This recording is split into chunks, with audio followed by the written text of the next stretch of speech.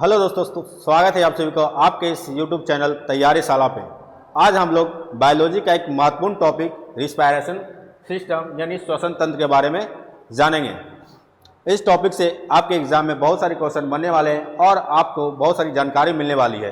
तो हम लोग शुरू करते हैं आज का टॉपिक रेस्पायरेशन सिस्टम यानी श्वसन तंत्र। तो श्वसन तंत्र जैसा हम लोगों को पता है कि ये जितने भी पृथ्वी पर जितने भी जीव है सभी लोग श्वसन करते हैं। तो देखते हैं हम लोग कि श्वसन तंत्र किसे बोलते हैं और श्वसन क्या है। तो सबसे पहले हम लोग जान लें कि श्वसन तंत्र श्वसन तंत्र में शरीर का बहुत सारा अंग भाग लेता है, इसलिए इसे तंत्र बोलते हैं।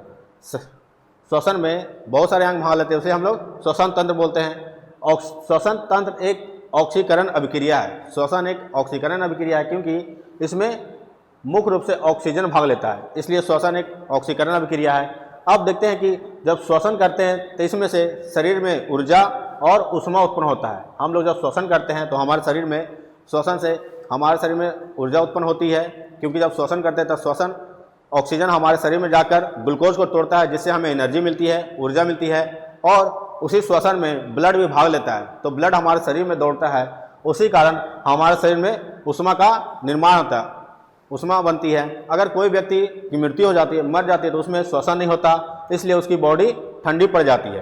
अब हम देखते हैं कि श्वसन एक अपचायी अभिक्रिया है, कैटाबोलिक मेथड है। कैटाबोलिक में होता है कि तोड़ना फोड़ना। कैटाबोलिक का मतलब होता है किसी चीज़ को तोड़ना। तो हमारे शरीर में ऑक्सीजन ग्लूकोज को तोड़ने का काम करता है, इसलिए एक उपचायी यानी कैटाबोलिक अभिक्रिया है। अब हम लोग देख ले कि श्वसन अंग। तो हमारे शरीर में जो श्वसन अंग होता है वो होता है फेफड़ा। हमारे शरीर में श्वसन अंग होता है फेफड़ा, क्योंकि हम लोग जो सांस लेते हैं वो फेफड़े से लेते हैं। ये नाक एक माध्यम है सांस लेने का, एक छेद है, क्योंकि हम लोग अगर नाक को भी बंद कर ले तो हम लोग अपने मुंह से सांस ले सकते हैं। तो इसलिए हम लोग श्वसन अंग के बारे में जानेंगे। श्वसन अंग हमारे शरीर में कौन सा होता है? तो फेफड़ा होता है। अगर मानव शरीर में फेफड़ा ना हो तो वो सांस नहीं लेगा। अगर मानव शरीर का फेफड़ा डैमेज हो जाए यानी बीमार हो जाए फेफड़ा, तो वो सांस नहीं ले पाएगा। तो हम लोग देखते हैं कि जो स्तनधारी होता है, स्तनधारी किसे कहेंगे? तो स्तनधारी जो अपने बच्चों को दूध पिलाता है या फिर जो बच्चे को जन्म देता है उसे हम लोग स्तनधारी बोलते हैं। जो अंडे को जन्म देता है वो स्तनधारी नहीं, जो बच्चे को जन्म देता है वो स्तनधारी होते हैं। और स्तनधारी जैसे मनुष्य हो गया, जानवर, भैंस, गाय, बकरी, ये सब स्तनधारी है। स्तनधारी जो श्वसन करता है वो फेफड़े के माध्यम से करता है। तो बहुत बार एग्जाम में क्वेश्चन पूछा गया है कि स्तनधारी श्वसन करता है फेफड़े यानी लंग से। वहीं कीट का बात कर ले, कीट पतंग, इंसेक्ट का बात कर ले, तो वो लोग जो श्वसन करेगा वो श्वसन नली ट्रैकिया से, उसका पास नाक नहीं होगा, वो डायरेक्ट ट्रैकिया से, यहाँ पर एक छिद्र होता है और इस छिद्र से ट्रैकिया से वो लोग श्वसन करते हैं। तो ये याद रखेगा कि जो जीव होता है, छोटे कीट पतंग, वो सब श्वसन करता है ट्रैकिया से। वही देखिए जलीय जीव जो जल में रहते हैं जैसे मछली, तो ये सब जो श्वसन करता है वो क्लोन, गलफड़ा, क्लोन हम लोग क्लोम हिंदी में बोलते हैं, गिल्स अंग्रेजी वर्ड है, और वही गलफड़ा देखें तो गलफड़ा ये फारसी वर्ड है। तो मछलियां जो होती है वो अपना गलफड़े से सांस लेती है, तो इसे याद रखिएगा, एग्जाम में बहुत बार पूछा गया है। वही देखिए मेढक। तो मेढक की बात करें तो जो मेढक जो होता है, जो मेढक जब बच्चा होता है तो वो पानी में ही रहता है और उसका आकार बच्चे में मछली जैसा होती है, छोटे मछली की तरह। लेकिन जब वो बच्चा होता है यानी उसे टेडपोल कहते हैं। मेढक जब छोटा होता है उसे टेडपोल कहते हैं, और ये उस टाइम गिल्स यानी गलफड़ा से सांस लेता है। लेकिन जब वो बड़ा होता है और ये जब जमीन पर यानी स्थल पर रहने लगता है तो ये सांस लेगा, वो लेगा गलफड़ा से। अगर ये स्थल पर रहता है, मेढक अगर स्थल पर रहे, स्थल पे, तब ये फेफड़ा सांस लेता है मनुष्य की तरह, तब ये फेफड़ा सांस लेता है। और जब ये मिट्टी के अंदर मतलब जब सोता है, बोलते हैं इसे, जब निषेध अवस्था में चल जाता है तब ये सांस लेता है त्वचा से। तो जो मेढक है वो मेढक 3 जगह से सांस लेता है, त्वचा से, अगर स्थल पे हो तो फेफड़ा से, और जब वो गिल्स छोटा हो तो गिल से। तो ये सब हो गया श्वसन अंग। जीवों का श्वसन अंग के बारे में देख लिए। अब हम लोग देखेंगे कि श्वास यानी ब्रीथिंग यानी सांस को लेना और छोड़ना, उसे ब्रीथिंग कराता है। इस तरह से हम लोग देखेंगे ब्रीथिंग, सांस लिए और उसे छोड़े वो ब्रीथिंग कराता है। तो सांस और लेने और छोड़ने में 2 क्रिया होता है, तो अंदर लेना और बाहर छोड़ना।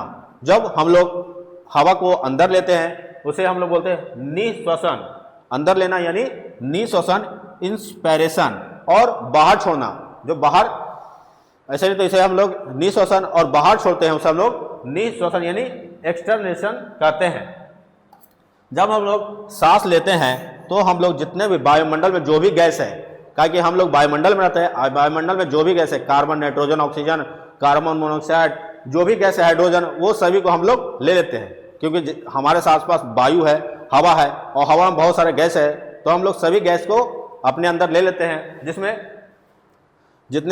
जितने भी गंदगी गैस होती है सब हम लोग लेते हैं। उसके बाद जो फेफड़ा होता है, हमारा फेफड़ा उसे छांटता है हवा को, कि कौन सा हवा शरीर के लिए लाभदायक है, कौन सा हानिकारक। जो हानिकारक हवा होती है उसे बाहर निकाल लेता है, और जो शरीर के लिए लाभदायक हवा होता है उसे हम लोग अंदर ही रख लेता है। तो जब मनुष्य वायु को सांस लेता है तो उसमें आप लोग जानते हैं कि वायुमंडल में 78% नाइट्रोजन है, 21% ऑक्सीजन है, और लगभग 0.03% कार्बन डाइऑक्साइड है, और सभी गैस है। लेकिन ये सब की मात्रा, इतनी मात्रा में हम लोग हवा को अपने अंदर लेते हैं, यानी ये सब जितना भी है ये हमारे शरीर में सांस के माध्यम से अंदर जाता है। लेकिन जब हम लोग बाहर छोड़ते हैं सांस, तो उसमें नाइट्रोजन जितना है उतना तो बाहर निकल जाता है, लेकिन जो ऑक्सीजन है, जो ऑक्सीजन की मात्रा है वो यहाँ तो 21% लेते हैं और छोड़ते हैं 17%, यानी 4% हम लोग अंदर ही रख लेते हैं। तो बहुत बार एग्जाम क्वेश्चन पूछा गया है कि जब हम लोग निःश्वसन करते हैं तो उसमें ऑक्सीजन की मात्रा कितनी होती है, तो वो होती है 17%, और वही कार्बन डाइऑक्साइड देंगे तो कार्बन डाइऑक्साइड की मात्रा होती है 4%। तो जब हम लोग सांस को छोड़ते हैं तो उसमें ऑक्सीजन होता है 17% और कार्बन डाइऑक्साइड होती है 4%। बाकी जितना नाइट्रोजन हम लोग लेते हैं उतना नाइट्रोजन बाहर छोड़ देते हैं, क्योंकि नाइट्रोजन का काम हमारे शरीर में नहीं है। तो ये सब आप लोग देख लिए। अब हम आगे बढ़ते हैं। इस क्रिया को बोलते हैं श्वासोच्छ्वास यानी ब्रीथिंग, जिसमें अंदर लेना और बाहर छोड़ना गैस का होता है। अब हम लोग आगे बढ़ते हैं, तो आगे देखते हैं, ये हमारे फेफड़े का चित्र है, यह हमारा फेफड़ा है, और फेफड़ा यानी श्वसन तंत्र के बारे में क्या, क्योंकि श्वसन में जो श्वसन का तंत्र होता है, यानी इसमें बहुत सारे पार्ट भाग लेते हैं, बहुत सारे अंग भाग लेते हैं, और बहुत सारे अंग भाग लेते हैं, उसे हम लोग तंत्र के नाम से जानते हैं। तो ये हो गया श्वसन तंत्र यानी सिस्टम, रेस्पिरेशन सिस्टम। अब देखते हैं कि श्वसन मार्ग, तो सांस लेने के लिए जो मार्ग होता है उसे हम लोग श्वसन मार्ग के नाम से जानते हैं, यानी वायु जिस मार्ग से अंदर करती है और उसे श्वास मार्ग कहते हैं। तो अब देखते हैं कि श्वास मार्ग कौन कौन सा होता है। तो सबसे पहले तो होता है ये नासा मार्ग, जो ये हमारा नाक का आगे वाला भाग होता है, हम नासा मार्ग बोलते हैं। जब हम लोग वायु को लेते हैं तो वायु यहाँ से नासा मार्ग से हमारे नाक में प्रवेश करती है, और वायु में जितनी भी गंदगियाँ होती है, धूल मिट्टी जितनी भी होती है, हमारे नासा मार्ग में छोटे छोटे बाल पाए जाते हैं, जिससे यहाँ पे वायु शुद्ध हो जाती है। वायु में जो भी बोल सकते हैं, जो भी इसमें गंदगी होती है, धूल कण वगैरह होता है, यहाँ पे फंस कर रह जाता है। उसके बाद नासा मार्ग से वायु आगे पहुँचती है नासा का पार्ट। ये नासा मार्ग के बाद होता है ये नासा का पार्ट। ये नासा का पार्ट यह थोड़ा यहाँ पर होता है, ये नासा का पार्ट, जिसे आप लोग थोड़ा टच कीजिएगा, जोर से दबाइएगा तो यहाँ पर चोट जैसी अनुभव होगा। तो ये नासा का पार्ट होती है। उसके बाद वायु जो होता है नासा का पार्ट में हिलती है, और नासा का पार्ट में फिर वायु की जो गंदगी होती है, जो यहाँ से नासा मार्ग से जो भी गंदगी बच कर चल जाती है, वो नासा कपाट में एक द्रव होता है जिसे बोलते हैं म्यूकस द्रव में ये फंस जाती है, गंदगी फंस जाती है। जब हम लोग देखते होंगे कि जब हम लोग नाक सफाई करते हैं तो यहाँ से गंदगी निकलती है। आप कभी बाइक चलाए होंगे या फिर कोई गंदे ऐसे माहौल में चल गए हो जहाँ पर पॉल्यूटेड वायु, धूल कण उड़ रहा हो, तो आपके नाक में से जो निकलेगा मल, जो साफ करने के बाद वहाँ पर गंदगी की तरफ निकलेगी। तो यह म्यूकस होता है, जो चिपचिपा पदार्थ होता है, आपके नाक में हमेशा ये उपस्थित रहता है, ताकि आपके गंदे वायु को आपके शरीर में जाने ना दे।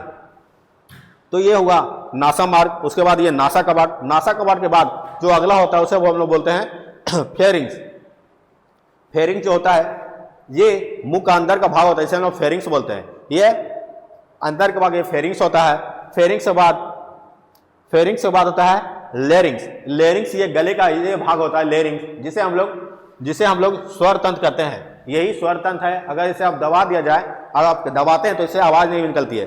तो फिर जो वायु है ये फेरिंग्स यानी लेरिंग्स से आगे बढ़ती है।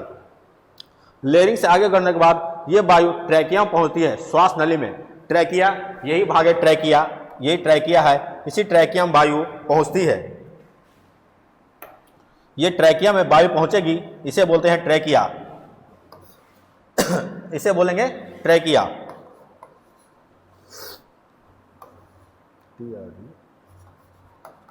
यही ट्रैकिया में वायु पहुंचती है। उसके बाद जो ट्रैकिया होता है, ट्रैकिया से वायु जब आगे बढ़ती है तो ये देखिए ये संरचना होती है जो कार्टिलेज की होती है। कार्टिलेज क्या बोलते हैं? तो कार्टिलेज एक मुलायम हड्डी होती है जो हमारे ये नासा में जो मार्ग होता है, श्वसन मार्ग, इसे पकड़ के रखती है। अगर ये कार्टिलेज ना हो तो हमारा जो वायु मार्ग है यानी श्वसन मार्ग वो चिपक जाएगा, इसीलिए ये ट्रैकिया होता है ये कार्टिलेज होता है। कार्टिलेज हमारे शरीर में बहुत जगह पाया जाता है। ये नाक की हड्डी ये ट्रैकिया है, सॉरी कार्टिलेज है। ये कान की जो हड्डी है, मुलायम हड्डी, ये कार्टिलेज है। तो उसी तरह से ये कार्टिलेज की बनी होती है, इसे हम लोग बोलते हैं, इसे बोलेंगे ब्रोंकिया। क्या इसका नाम है? ब्रोंकिया।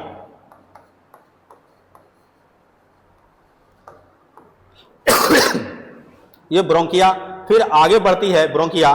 तो ये ब्रोंकिया ये फेफड़ा के दो भागों में अंदर की ओर प्रवेश करती है, नली की ओर, जिसे हम लोग बोलते हैं ब्रोंकालिस। जैसे क्या बोलेंगे? ब्रोंकालिस। यही है ब्रोंकालिस, यही ब्रोंकालिस है जो फेफड़े के दोनों भाग में पहुंचा। उसके बाद ये वायु एल्वुलाई यानी वायु कोष्ठ में जाता है, वायु कोष्ठ में जाएगा, यहीं पर यहाँ पर एल्वुलाई होगा और यहाँ से एल्वुलाई से जो वायु है उसके बाद ब्लड के माध्यम से ये सेल में जाएगा। सेल्स के बाद ये माइटोकॉन्ड्रिया में जाएगा और माइटोकॉन्ड्रिया में ये ऊर्जा का निर्माण करेगा। फिर वहाँ पर से ये कार्बन डाइऑक्साइड लाएगा, फिर बाहर से निकलेगा। तो यही होता है श्वसन मार्ग। पहले कौन सा हुआ? आप लोग साथ में बोलेगा, ये नासा मार्ग हुआ। नासा मार्ग के बाद ये नासा कवाट के बाद ये फेरिंग्स में जाता है यहाँ पे। उसके बाद लैरिंग्स, यहाँ पे लैरिंग्स के बाद फिर ये आता है ट्रैकिया में, ये भाग में आता है ट्रैकिया। फिर ट्रैकिया के बाद ब्रोंकोलिस में आएगा, ब्रोंकोलिस के बाद सॉरी ब्रोंकिया में आएगा, ब्रोंकिया के बाद ब्रोंकोलिस में जाएगा और ब्रोंकोलिस के बाद ये एल्वुलाई में जाएगा। यहाँ पे एल्वुलाई होता है, एल्वुलाई जिसे बोलेंगे वायु कोष्ठ। उसके बाद ये ब्लड में जाता है, ब्लड के बाद फिर ये सेल में पहुंच जाता है। तो ये श्वसन का मार्ग हुआ, श्वसन मार्ग इसे ही बोलते हैं। अब हम लोग देखेंगे कि आगे बढ़ते हैं। तो ये आप लोग देख लिया। और एक बात कि जो श्वसन मार्ग होता है, श्वास लेने में सबसे बड़ा जो महत्वपूर्ण भूमिका निभाती है ये फेफड़ा। इसे ये फेफड़ा है जो मानव शरीर में सबसे बड़ा अंग होता है, फेफड़ा। फेफड़ा जो होता है इसके चारों तरफ एक आवरण होती है जिसे हम लोग बोलते हैं प्लूरा मेम्ब्रेन। एक झिल्ली होती है जो फेफड़ा को चोट से मदद करती है, चोट पहुंचने में मदद करती है। ये एक झिल्ली से घिरी होती है, इस झिल्ली को नाम बोलते हैं प्लूरा मेम्ब्रेन, प्लूरा झिल्ली होती है। तो ये फेफड़ा को संरक्षित करती है। और फेफड़ा के जो सांस लेने में, क्योंकि ये तो मांस का एक लोथड़ा होता है और इसे सांस लेने में यानी जब हम लोग सांस लेते हैं, जब हम लोग हवा अंदर लेते हैं तो फेफड़ा के नीचे एक भाग होता है जिसे हम लोग डायफ्राम के नाम से जानते हैं। ये डायफ्राम होता है, ये फेफड़ा के नीचे होता है। ये डायफ्राम होता है, ये इसे बोलते हैं डायफ्राम। ये डायफ्राम जब हम लोग सांस लेते हैं तो ये डायफ्राम नीचे चल जाता है ताकि फेफड़ा फैल जाए। और जब हम लोग सांस बाहर निकालने रहते हैं तो ये डायफ्राम इसे ऊपर की ओर ठेलता है। ये फेफड़ा को डायफ्राम ऊपर की ओर ढकेलेगा, जिसके कारण वायु इस फेफड़ा से बाहर निकल पाएगी। अगर ये डायफ्राम टूट जाए, डायफ्राम खराब हो जाए तो फेफड़ा यानी सांस लेना की क्रिया बंद हो जाती है। अगर आप लोग किसी व्यक्ति का एक्सीडेंट हो जाता है, एक्सीडेंट होने पर अगर ये डायफ्राम टूट जाता है, आप लोगों ने बहुत बार देखा होगा फिल्मों में कि कोई बहुत ज़्यादा ऊंचाई से गिरा और डायफ्राम अगर टूट गया तो ये सांस नहीं ले पाएगा, जिसके कारण ये मर जाएगा। तो ये डायफ्राम ही मनुष्य को सांस लेने में बहुत मदद करता है। अगर ये डायफ्राम ना हो तो मनुष्य का फेफड़ा फैलेगा नहीं और सिकुड़ेगा नहीं, इसी डायफ्राम के माध्यम से ये फैलता है। तो हम लोगों ने डायफ्राम देख लिया। ये फेफड़ा को जो बाहरी आवरण से प्लूरा बोलते हैं और प्लूरा के जो बीच में एक द्रव होता है जिसे प्लूरा द्रव के नाम से जानते हैं। यहाँ पे एक द्रव होता है जो फेफड़े को मदद करता है उसके चोट से, तो ये प्लूरा द्रव होता है। तो ये लोगों ने हम लोग देख लिया। अब हम आगे बढ़ते हैं।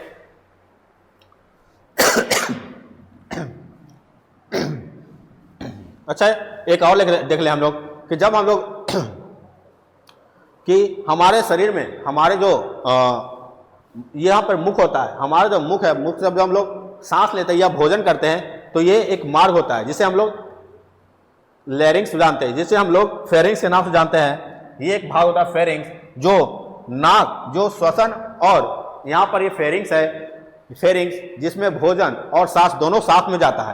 तो इसमें अगर मनुष्य भोजन करता है तो ये यहाँ पर फेरिंग्स में भोजन और श्वसन साथ में होता है। लेकिन जब आगे बढ़ता है, जब लैरिंग्स के पास एक एपिग्लोटिस नाम की एक युक्ति होती है, एपिग्लोटिस जो लैरिंग्स से पास होता है, ये क्या करता है, अगर मनुष्य भोजन करता है तो ये क्या करता है, ये है भोजन फूड पाइप, ये फूड पाइप है, और ये है श्वसन मार्ग, यानी ये है भोजन मार्ग।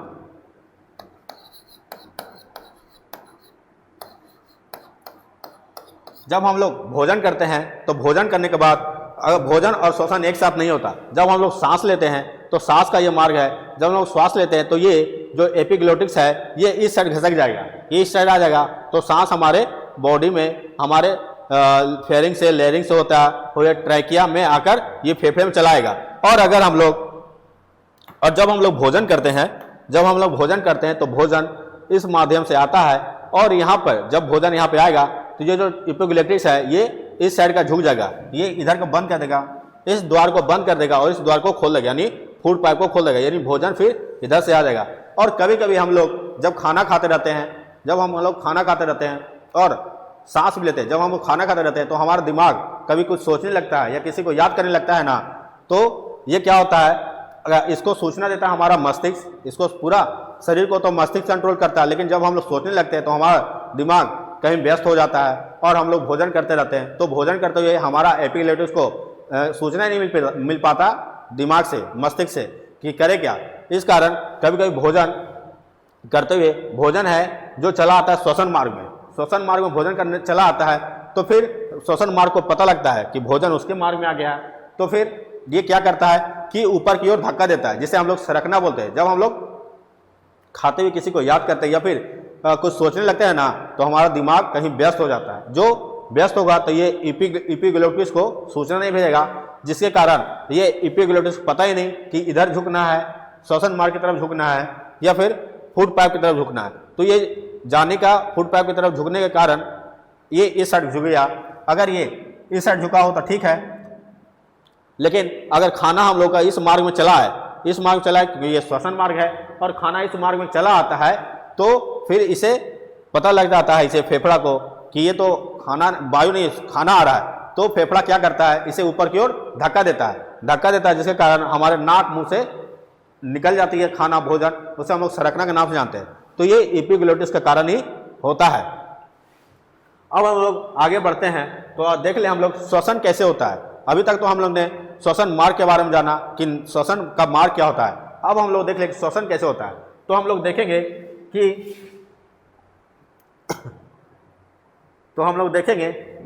ये ट्रैकिया, ये क्या था, ट्रैकिया, ये ब्रोंक्वालिस, ये ब्रोंक्यालिस के बाद जब हमारा जो सांस होता है, हमारा जो वायु होता है, ये चला आता है, ये छोटे छोटे एक बैलून नुमा गुच्छा होता है, प्याला नुमा, ये इसको बोलते हैं एल्वुलाई, यानी वायु कोश बोलते हैं। ये आप लोग ने देख रहा होगा, ये छोटा छोटा, ये छोटे छोटे, ये इसे बोलते हैं एल्वुलाई। एल्वुलाई में जब हम लोग श्वास लेते हैं तो ये नासा कपाट, लैरिंग्स, उसके बाद ट्रैकिया के बाद ब्रोंकिया, और ये ब्रोंक्वालिस के बाद ये जो वायु होता है वो चला आता है इस एल्वुलाई में आता है। तो यहाँ पर क्या करता है एल्वुलाई, ये ऑक्सीजन को अलग कर लेता है और कार्बन डाइऑक्साइड, नाइट्रोजन, बाकी सबको साइड में करता है, बाकी ऑक्सीजन को ये अलग करता है। यहाँ पर ये क्या करता है, यहाँ पर ये ऑक्सीजन को अलग कर दिया। अब हमारे शरीर में होता है रक्त में होती है आरबीसी, और आरबीसी में होता है हीमोग्लोबिन हमारे बॉडी का, हीमोग्लोबिन जो आता है बॉडी से आया हीमोग्लोबिन, और ये हीमोग्लोबिन क्या करता है, ये हीमोग्लोबिन जिसके कारण ब्लड का रंग लाल होता है, इसे हीमोग्लोबिन का रंग, और हीमोग्लोबिन इस एल्वुलाई से ऑक्सीजन को उठा लेता है और हीमोग्लोबिन इससे ऑक्सीजन उठाया और ये हीमोग्लोबिन पूरे शरीर में, यानी ये तो ब्लड के साथ रहता है, ब्लड पूरे शरीर में दौड़ता है, यहाँ से ऑक्सीजन उठाकर ये पूरे बॉडी में दौड़ जाता है और सबको ये ऑक्सीजन पहुँचा देता है। ऑक्सीजन ये पूरे बॉडी में पहुँचा देता है, यानी सबको बांटता है, ये लो, नाक, कान, मुंह, आँख, त्वचा, जहाँ पर ये ऑक्सीजन आरबीसी यानी ब्लड जाएगा वहाँ पर ये ऑक्सीजन पहुँचा देगा। ऑक्सीजन उसके बाद उस सेल में चल जाएगा कोशिका में, और कोशिका के बाद कोशिका के अंदर वो माइटोकॉन्ड्रिया में जाता है। तो हम लोग देखते हैं कि जब यहाँ से एल्वुलाई से ये क्या किया, ऑक्सीजन को उठाया, ऑक्सीजन एल्वुलाई ने ऑक्सीजन को छाट लिया, ऑक्सीजन शरीर से आया, हीमोग्लोबिन पकड़ लिया ऑक्सीजन को और ऑक्सीजन को फिर लेके चला गया किसके शरीर में ये पूरे जहाँ रक्त जाएगा, जहाँ हीमोग्लोबिन जाएगा और हीमोग्लोबिन पूरा शरीर में पहुँचेगा और शरीर में ये जितने भी सेल होता है, सेल के पास ऑक्सीजन को पहुँचा देता है। और ऑक्सीजन सेल का एक पार्ट होता है, अंग होता है, जिसको बोलते हैं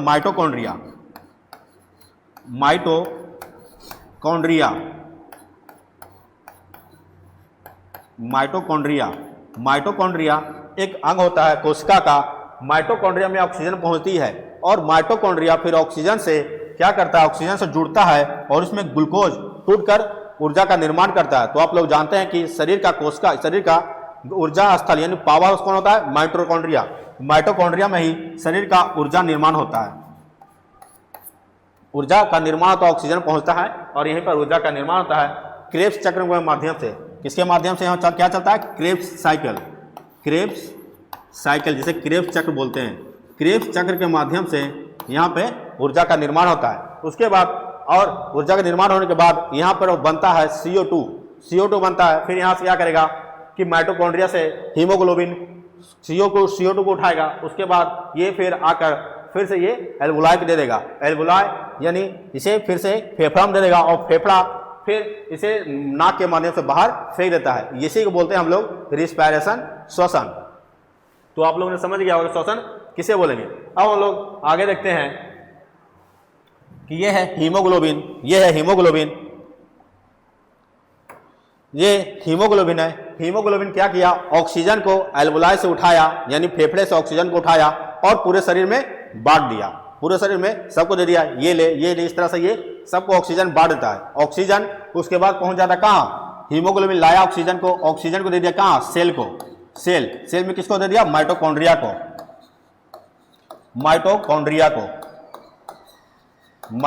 दे दिया। और माइटोकॉन्ड्रिया में चलेगा क्रेब्स चक्र चलेगा। और क्रेब्स चक्र में क्या होगा कि यहाँ पर ग्लूकोज होता है शरीर में, जो हम लोग खाना खाते हैं यहाँ पर जाकर जमा होता है ग्लूकोज यहाँ पर होता है, माइटोकॉन्ड्रिया में ग्लूकोज होता है। ग्लूकोज में जाके ऑक्सीजन जुड़ गया। अब ये ऑक्सीजन जुड़ा तो हम लोग का निकला कहाँ, कार्बन डाइऑक्साइड निकला और क्या निकला, जल बनता है और ऊर्जा निकलती है ATP के रूप में। यही ऊर्जा हमारे शरीर को ऊर्जा देती है।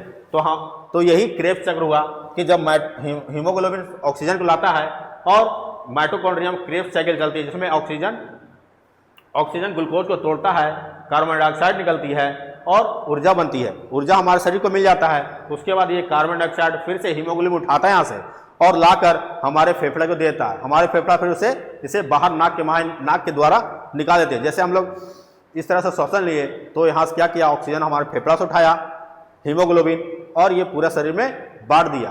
पूरा शरीर में फिर यहाँ पर से ऊर्जा बनता है माइटोकॉन्ड्रिया में, फिर वहाँ से निकलती है कार्बन डाइऑक्साइड ऊर्जा बनने के बाद, और फिर हीमोग्लोबिन कार्बन डाइऑक्साइड को लाता है, हमारे फेफड़े में छोड़ता है, हमारा फेफड़ा फिर से नाक के माध्यम से बाहर निकाल लेती है। तो यही क्रिया हमारे शरीर में चलते रहता है। इसे हम लोग रेस्पिरेशन बोलते हैं, श्वसन बोलते हैं। और एक बात और देख ले कि जो हमारा हीमोग्लोबिन है इसकी दोस्ती तो ऑक्सीजन से है। ये तो ऑक्सीजन को उठाएगा और किसी वायु को और किसी को नहीं उठाएगा। लेकिन इसकी सबसे ज़्यादा दोस्ती होती है वो कार्बन मोनोऑक्साइड के साथ होती है। कार्बन मोनोऑक्साइड के साथ इसकी सबसे ज़्यादा दोस्ती होती है।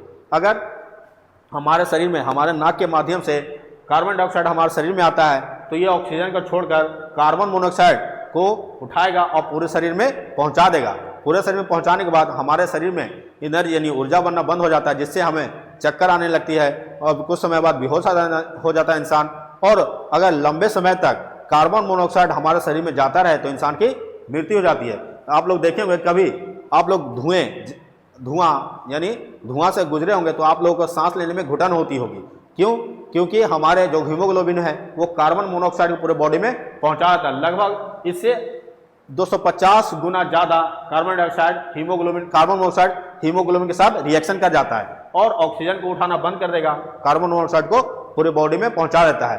तो एग्जाम में क्वेश्चन पूछा गया है कि सबसे ज़्यादा दोस्ती हीमोग्लोबिन की किसके साथ है?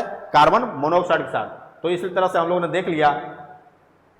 अब हम लोग देखते हैं कि जो श्वसन की क्रिया होता है मनुष्य में 1 मिनट में 12 से 14 बार मनुष्य सांस लेता है। 1 मिनट में 12 से 14 बार। अगर मनुष्य सोया हुआ है तो 16 से 18 बार, यानी अगर इंसान सोया हुआ है तो वो 12 से 14 बार लेगा और अगर जागा हुआ है तो 16 से 18 बार। क्योंकि मनुष्य जब सोया हुआ रहता है तो वो लंबी लंबी सांस लेता है, इस तरह से लंबी लंबी सांस लेता है मनुष्य, इसलिए वो सोते समय कम सांस लेगा और जब जागा हो रहेगा वो ज़्यादा बार सांस लेता है। और बच्चे जो होते हैं, छोटे बच्चे होते हैं छोटे, जो बहुत बार मतलब ये कम से कम 25 से 30 बार सांस छोटे बच्चे लेते हैं। क्योंकि छोटा बच्चा का जो फेफड़ा होता है तो बहुत छोटा होगा, तो कितना ही जाएगा उसके बाद हवा, इसलिए वो बहुत ज़्यादा बार सांस लेते हैं। अब हम देखते हैं श्वसन। तो श्वसन 2 तरीके का होता है। एक श्वसन को 2 प्रकार का, एक वायु श्वसन जो हमारे फेफड़े में हुआ ऊपर की ओर, जो हमारे फेफड़े तक हुआ उसे हम लोग वायु श्वसन के नाम से जानते हैं।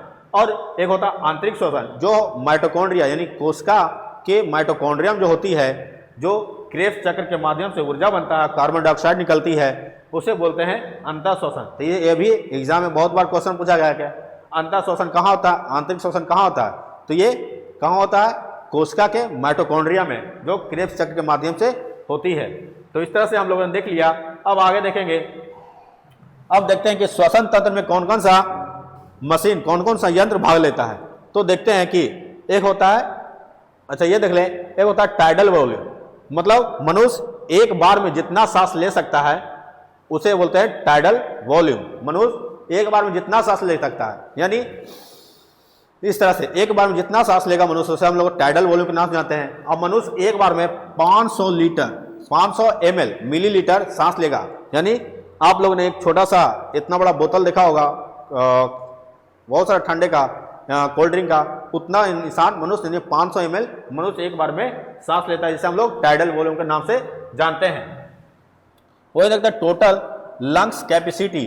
तो एक बार में अधिकतम जितना सांस ले सकता है, एक बार में अधिकतम कितना सांस ले सकता है, उसे हम लोग टाइडल वॉल्यूम के नाम से जानते हैं। वो लगभग एक बार में 600 ml तक होता है। यानी मनुष्य अधिक से अधिक 600 ml तक एक बार में सांस ले सकता है। अब देखते हैं कि ऑक्सीजन सिलेंडर।